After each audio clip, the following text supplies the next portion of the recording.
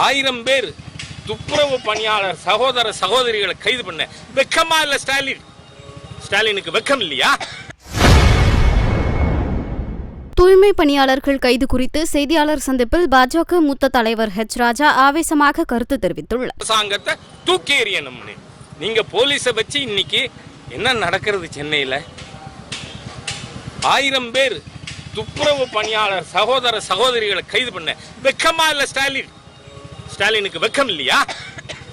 இந்த நகர் நாரிப்போம். துப்புரவு பணியாளர்கள் நம்ம ஆரோக்கியத்தோட இருக்கோம், நம்ம சுகாதாரமாக இருக்கோம்னா அவர்கள் காரணம்.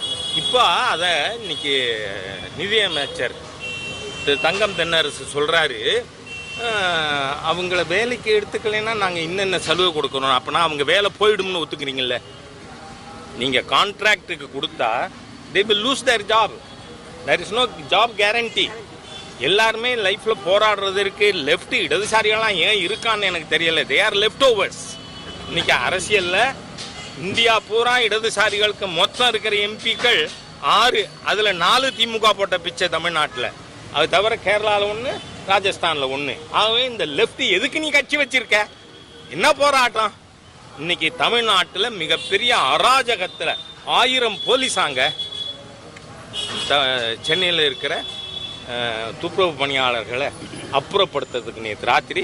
ஆகவே இந்த anti people state government of Stalin has to be removed. அதனால் தமிழ்நாட்டில் ஒரு அராஜக ஆட்சி நடக்குது. எல்லா விதத்திலும் மோசமான ஒரு அரசாங்கம். Let us work for it. Thank you. Okay.